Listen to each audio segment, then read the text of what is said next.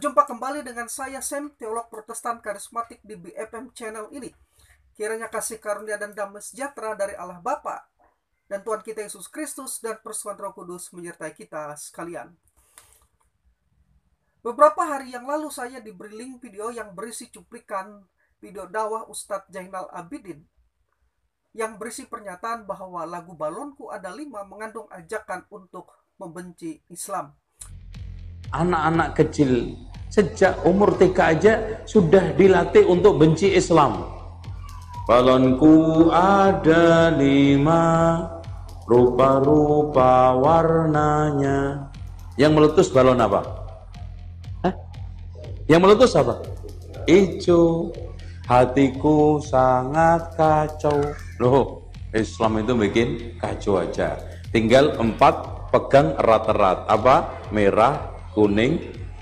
Benarkah demikian? Hari ini saya baru bisa menanggapi video tersebut dan memberikan beberapa komentar saya. Pertama, perlu diketahui bahwa lagu Balonku Ada 5 ini adalah album dari penyanyi Andy Mamon dan Andi Karso, dibantu oleh grup Gema Irama pimpinan Jack Lesmana yang dirilis pada tahun 1963 di bawah label Irama. Itu berarti lagu ini sudah dikenal sejak 53 tahun yang lalu. Nah, bila dilihat dari konten atau isi dan signifikansi atau makna dari lagu Balonku tersebut, secara logis tidak ada korelasi antara lagu Balonku Ada 5 dengan ajakan untuk membenci Islam. Sama sekali tidak ada. Alasannya, satu, lagu ini kan diciptakan oleh Pak Kasur dan kemudian digubah oleh Ati Mahmud. Yang keduanya adalah orang-orang Muslim. Logikanya tidaklah mungkin mereka berdua menciptakan dan mengubah lagu yang secara moral bermaksud untuk mengajak membenci agama yang mereka imani. Dan mereka sampai akhir hidupnya adalah orang Muslim yang berkecimpung di dalam pendidikan anak-anak, ya, khususnya di dalam penciptaan dan pengubah lagu. 2.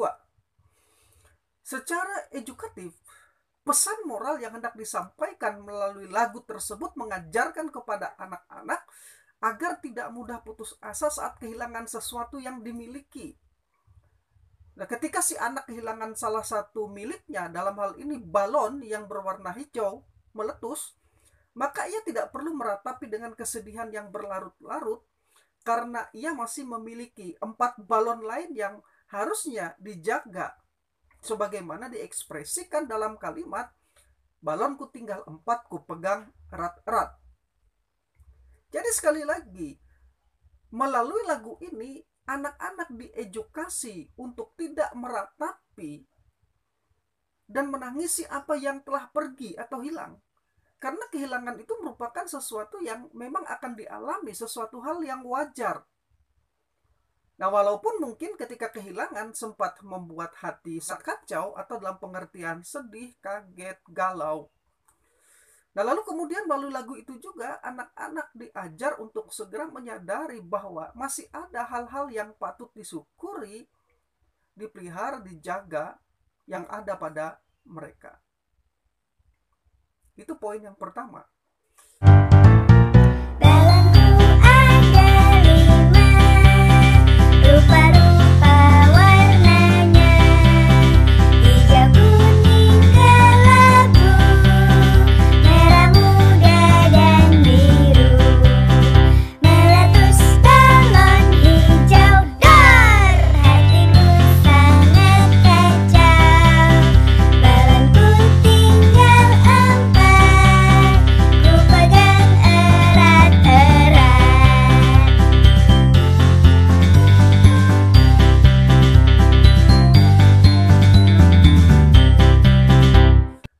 Sekarang yang kedua, secara hermeneutis atau ilmu tafsir, kata hijau, kuning, kelabu, merah muda, dan biru dalam syair lagu Balonku Ada 5 tersebut haruslah diinterpretasikan secara harafiah, bukan simbolis atau kiasan untuk lambang-lambang tertentu.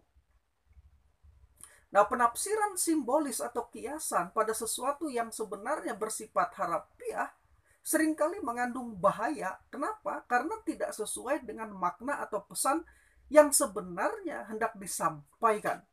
Baru-baru ini saya sedang membaca beberapa buku yang ditulis oleh ahli dan pakar-pakar dari Muslim Indonesia. Saya membaca satu buku bahan ajar studi Al-Quran yang ditulis oleh 5 orang dosen dari Universitas Islam Negeri Sunan Ampel, Surabaya. Koordinator tim penyusunan bahan ajar ini adalah Dr. Haji Ahmad Judi, MPhil. Nah, bahan ajar itu ada di buku ini, ya. Tebalnya sekitar 600-an halaman. Di dalam buku tersebut, ketika membahas kode etik penafsiran Al-Quran di halaman 512 sampai 520, bahwa kode etik penafsiran Al-Quran adalah suatu aturan moral yang ditetapkan dalam upaya menjaga otentisitas spirit Al-Quran, dimaksudkan sebagai sarana penyaring atau seleksi terhadap pola kerangka berpikir dan metode penafsiran yang tidak sejalan dengan spirit pesan Allah dalam Al-Quran. Nah, demi menjaga validitas hasil pemikiran, pemahaman, dan penafsiran Al-Quran. Nah, berdasarkan Quran Surat Said ayat 29, setiap orang Islam diberikan kebebasan untuk memahami Al-Quran. Namun karena setiap orang bisa berbeda penafsirannya atas teks tertentu, maka kebebasan itu harus dipahami dalam konteks kebebasan yang bertanggung jawab demi menghindari polusi dalam pemikiran, bahkan malapetaka dalam kehidupan. Artinya apa? Ayat-ayat Al-Quran tidak boleh ditafsir hanya untuk menyesuaikan dengan keinginan, kepentingan, dan tujuan pribadi. Ayat-ayat Al-Quran itu harus ditafsirkan sesuai dengan konteks, fakta sejarahnya, dan juga pengetahuan kebahasaan, dalam hal ini bahasa Arab. Nah, seperti halnya bila kita menafsirkan kitab suci tidak boleh sembarangan menurut sekehendak hati kita sendiri, maka menurut saya demikian juga kita tidak boleh menafsirkan karya sastra lainnya secara serampangan, sembarangan, dengan memberikan makna yang sesuai dengan keinginan dan tujuan pribadi kita. Itu tidak boleh. Nah, menurut konteksnya, kata hijau, kuning, kelabu, merah muda, dan biru dalam lagu Balonku Ada 5 tersebut harus diinterpretasikan secara harafiah, bukan simbolis atau kiasan menunjuk kepada simbol keagamaan tertentu. Mengapa? Karena warna itu kan bersifat netral. Nah, pada saat Pak Kasur menciptakan lagu itu dan saat Ati Mahmud mengubah lagu Balonku itu, lagu itu dibuat dengan tujuan mengajarkan anak-anak, khususnya para balita, untuk mengenali warna-warna. Seperti warna hijau, kuning, merah muda, biru, kelabu, dan lain-lain.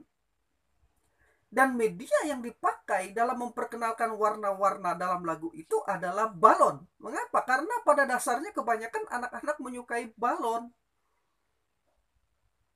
Jadi sama sekali menurut hemat saya tidak ada sedikit pun unsur mengajarkan anak-anak untuk membenci Islam dalam lagu Balonku tersebut bila dimaknai secara sehat, wajar, sesuai dengan penafsiran harafiah dan sesuai dengan konteks pada saat Pak Kasur dan Ati Mahmud menciptakan dan mengubah lagu Balonku tersebut. Balonku tinggal 4.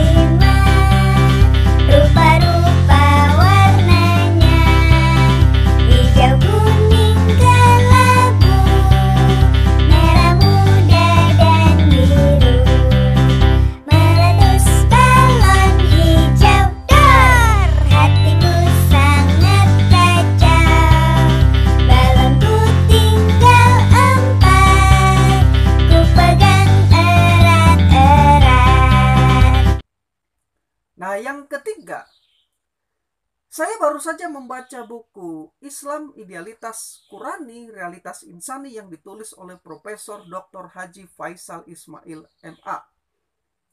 Ini bukunya.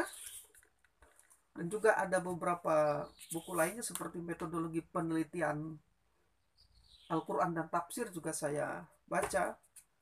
Ya, juga ini Sejarah Muhammad yang ditulis oleh Muhammad Hussein Haikal juga sudah saya baca.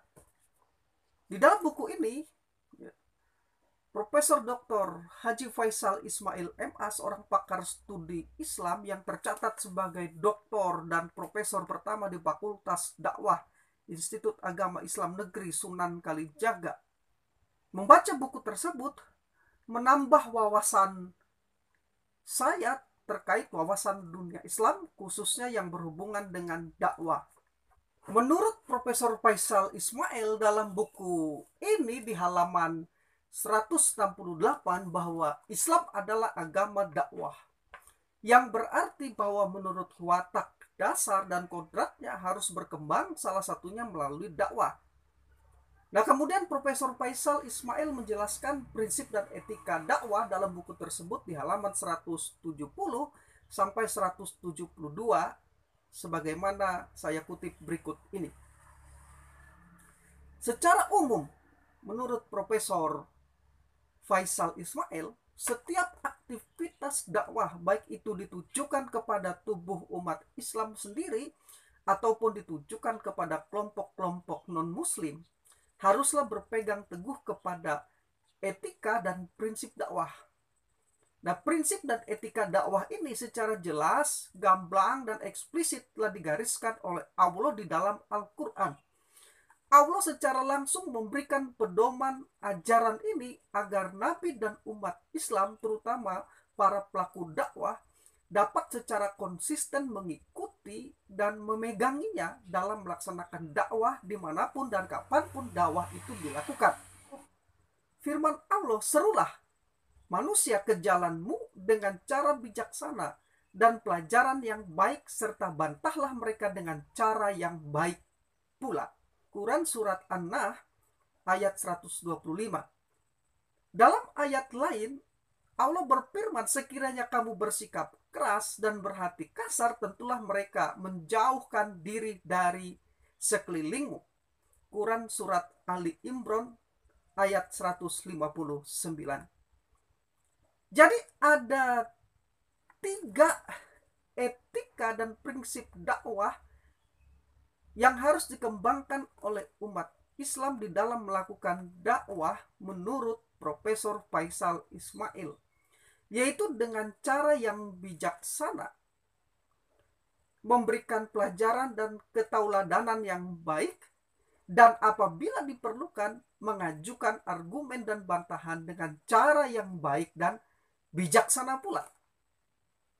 Cara-cara paksaan dan kekerasan dalam melaksanakan dakwah baik bersifat nyata ataupun terselubung, menurut Profesor Faisal Ismail, sudah seyogianya dihindari dan dijauhi karena Allah melarang untuk melakukan hal itu sebagaimana yang diisyaratkan dalam firman-Nya.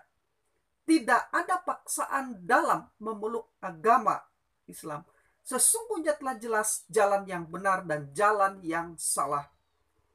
Quran Surat Al-Baqarah ayat 256. Selanjutnya, masih menurut Profesor Faisal Ismail, dakwah pada prinsipnya merupakan ajakan, seruan, atau panggilan sebagai kewajiban agama dan tugas suci agama. Sudah selayaknya dakwah dijauhkan dari unsur-unsur paksaan, baik dalam bentuk terang-terangan ataupun terselubung. Menghadapi kelompok-kelompok non-muslim, umat Islam harus tetap berpegang teguh kepada etika dakwah sebagaimana yang digariskan oleh Allah. Demikian kata Profesor Faisal Ismail. Lebih lanjut, Profesor Faisal Ismail juga menjelaskan bahwa dalam masyarakat pluralistik, menurut Profesor Faisal Ismail, umat Islam hendaknya menjauhi pendekatan dakwah yang lebih mengedepankan nahi mungkar, yaitu melarang kemungkaran, daripada amar makruf, yaitu menyuruh kebaikan. Nah, pendekatan dakwah seperti itu akan terasa vulgar dan kurang manusiawi bagi orang yang didakwah. Jadi menurut Profesor Faisal Ismail, amar makruflah yang perlu didahulukan, baru kemudian nahi mungkarnya. Dengan pola dan kebijakan dakwah sesuai dengan perintah Allah dan tuntunan dakwah Nabi Muhammad, dengan pola dan kebijakan dakwah itu, maka orang-orang yang didakwahi akan merasa diperlakukan secara manusiawi dan nilai-nilai insani, merasa dihargai dan dihormati. Juga dalam masyarakat pluralistik seperti masyarakat Indonesia, perlu dihindari penyajian materi, tema, atau pesan-pesan dakwah yang dapat menimbulkan terjadinya gangguan SARA, yaitu suku, agama, ras, dan antar golongan. Demikian beberapa kutipan dari Profesor Faisal Ismail. Sekali lagi, buku ini sangat saya rekomendasikan untuk dibaca oleh para cendekiawan, akademisi, dan juga pemuka-pemuka agama. Akhirnya, kita juga perlu memberikan apresiasi kepada Ustadz Zainal Abidin bin Samsudin yang dengan jiwa besar telah memberikan klarifikasinya dan mengakui kesilapannya terhadap tafsiran atas lagu Balonku Ada 5 tersebut yang sempat viral dan sedikit meresahkan. Terkait dengan video saya yang viral tentang lagu Balonku Ada 5, maka itu adalah kesilapan lisan saya dan semoga Allah Subhanahu wa taala mengampuni saya. Kita semua tentu saja pada suatu ketika bisa salah dalam tutur kata dan perbuatan. Namun ketika kita segera menyadari dan meminta maaf, maka tidak ada alasan bagi satu sama lain untuk tidak memaafkan.